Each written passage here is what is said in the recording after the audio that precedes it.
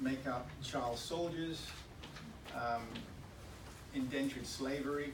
And when we say indentured slavery, we're talking about agricultural slavery, children who've been taken, either kidnapped or been sold, sometimes by their own families, and sold in the fishing industry, diamond industry, platinum, cobalt, and the list goes on.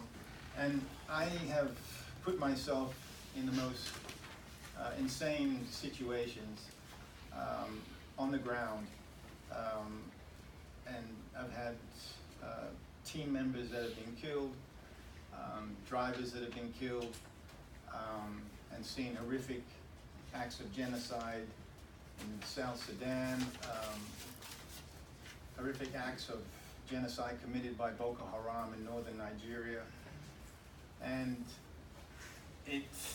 one would ask, why would I do that? Why would I continue? And my life changed 5 years ago. And I'll give you a couple of examples, because how the system is so broken. I was introduced, I was actually in Ghana 5 years ago, and I was doing close protection or executive protection for a very wealthy family from Sweden. And they were building infrastructure from East to West Africa. Clean water, shelters, schools, etc. And we came upon a shelter where 15 to 20 children had just been rescued from child slavery. Some as young as 5 to ages to 15. Some of them had been enslaved for more than 6, 7, 8 years. And here I am doing a job to protect these philanthropists. And as I looked at these children, you could see the fear, the trepidation on their faces. And I can see the faces today. And when I looked into their eyes, their eyes looked like sharks' eyes. It was callous and cold, and you could just, the fear exuded. And I started tearing. I had to turn away, because if I continued to look, I would have started crying. And here I'm supposed to be doing this job of, bodyguarding. And so from that point, I wanted to know how I could get involved. And one thing led to another. Meeting people here at the UN, different NGOs throughout the African continent. And so I formed my own We Can Save Children, not to be confused with Save the Children. And it took me all around the world, from Southeast Asia to the Middle East, from East to West Africa. And the one thing I have found, that the biggest problem is the systemic problem from the top of the food chain, meaning the corruption in the government.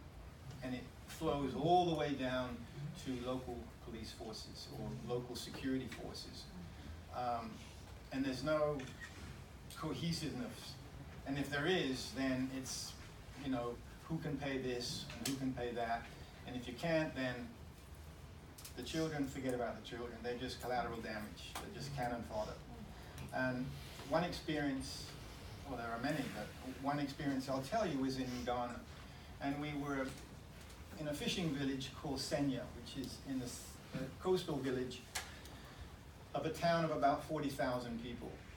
And it's rife for child trafficking. The child traffickers come down from the north, from Lake Volta. Lake Volta is one of the largest man-made lakes in the world. It was built by US engineers in the 60s. And the children are used in the fishing industry and are taken, and there are, at any one time, 25,000 children working on this lake to get the fish. And we had a mission in place. We knew who the slave masters, traffickers were. The government knew we were going to do this. The actual international news was there. Therapists, doctors, nurses, you name it, everyone was in place. And at the 11th hour, the Ministry of Interior called us and said, you have to cease and desist, otherwise you will all be arrested. And it just so happened at that time there was a change in government going on.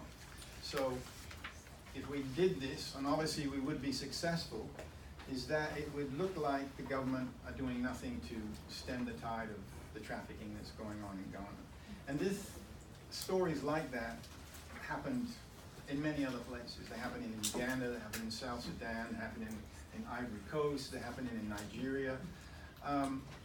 And so we basically had to, just like us sitting around and watching children get bought and sold, I'm being told to leave. How much time do I have? 5 seconds. 5 seconds.